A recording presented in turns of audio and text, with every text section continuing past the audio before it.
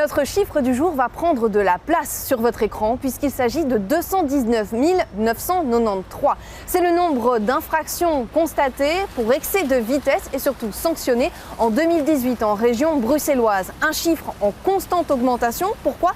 Eh bien parce que les contrôles sont renforcés. Alors le bruxellois roule-t-il trop vite ? Élément de réponse ce soir dans le tram.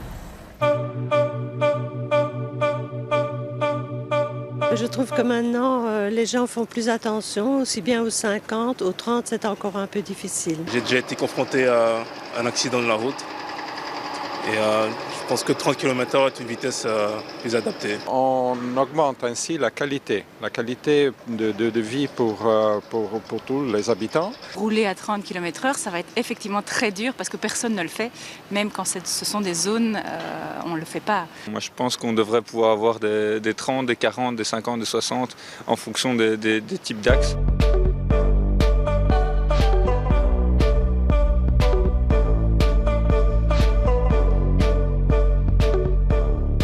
Isabelle Janssens, bonsoir. Vous êtes coordinatrice cellule sécurité routière à Bruxelles Mobilité. Toute première question, est-ce que le bruxellois roule plus vite qu'avant ?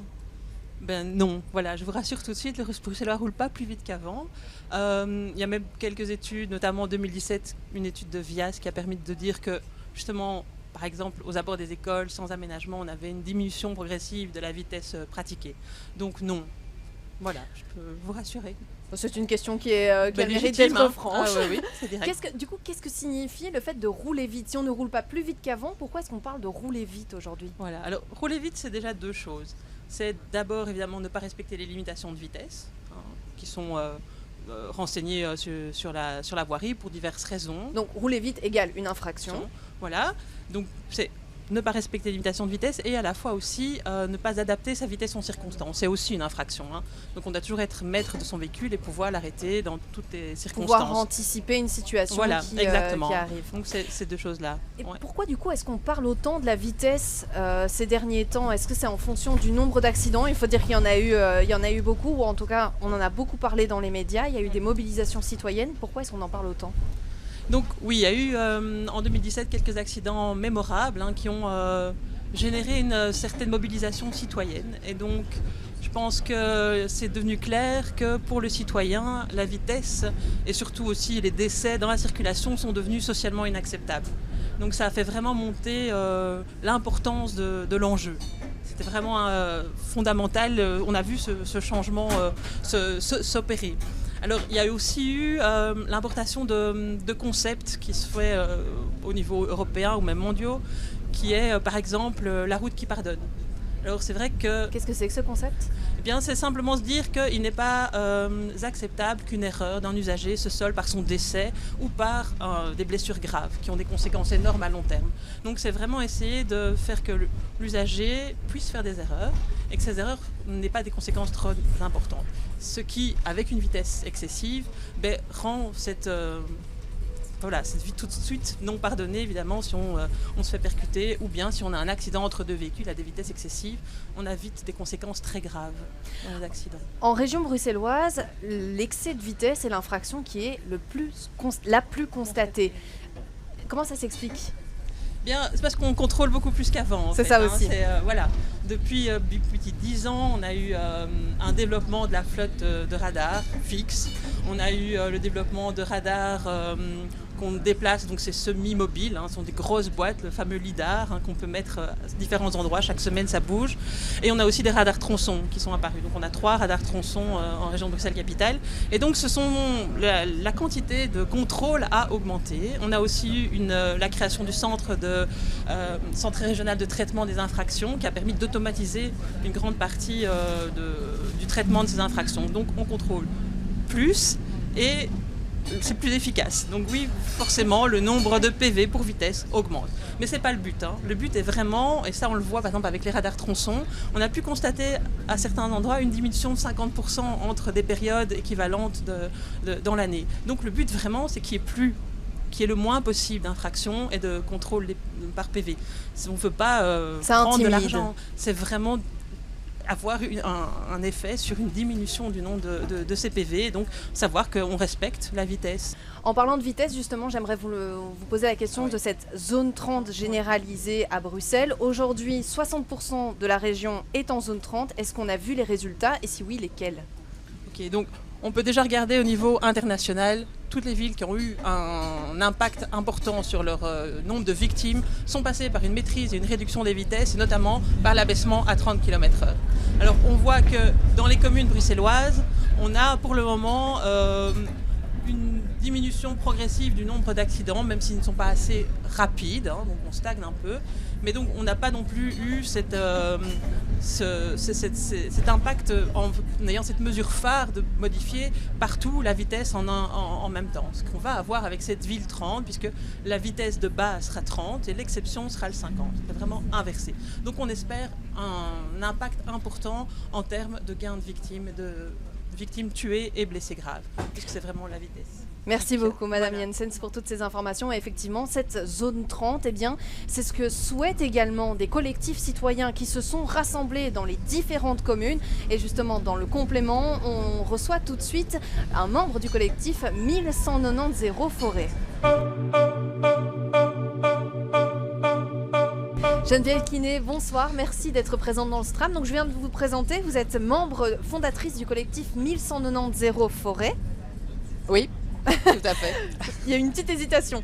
Et en début d'année, le GRAC a réalisé une étude, un contrôle de vitesse à Forêt sur une zone 30 et 100% des voitures étaient en infraction. Est-ce que la vitesse, c'est vraiment un problème à Forêt ?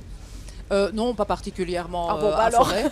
Non, par contre, elle est un problème sur ce boulevard Van Allen où on a constaté qu'il y avait des excès de vitesse, mais au fait, les infrastructures n'ont pas été... le boulevard n'a pas été aménagé pour le réduire et donc automatiquement, les gens roulent vite à cet endroit-là. Donc c'est vraiment l'infrastructure qui manque pour pouvoir faire respecter les vitesses et notamment cette zone 30 dont on a parlé. Tout à fait. Et puis ici, c'était un endroit où c'était récemment installé zone 30, alors qu'avant c'était pas une zone 30 et les gens n'étaient pas encore au courant vraiment. Donc il y a vraiment un travail de sensibilisation, de signalisation et d'aménagement à faire sur ce boulevard. C'est pour ça qu'on a fait une masse critique piétonne. Alors 190 Forêt, c'est un tout nouveau collectif. Vous vous joignez en fait au mouvement qui a lieu depuis plusieurs mois, 2 ans à Bruxelles. Donc ce mouvement Heroes for Zero qui milite pour une diminution de la vitesse au vu du nombre d'accidents qui a eu lieu. Il y a vraiment une conscience citoyenne qui s'est éveillée face à tout ça ? Je pense que la conscience citoyenne, elle ne s'est pas éveillée, elle existait déjà. Simplement, c'est assez difficile de s'exprimer quand on est juste un petit comité de quartier et qu'en se rassemblant, c'est quand même plus... on est plus écouté sans doute au niveau des autorités et c'est ainsi que nous, on a décidé de aussi être /0, donc 0 blessés graves et 0 morts. Effectivement, je vous invite à aller voir une émission que nous avons réalisée au sujet de ces collectifs et de l'influence sur le politique. Vous pourrez retrouver ça sur notre site internet et sur Facebook. Mais une autre question pour vous, quand il est question de prévention, de sécurité, de sensibilisation, est-ce que vous trouvez que les efforts sont suffisants aujourd'hui ?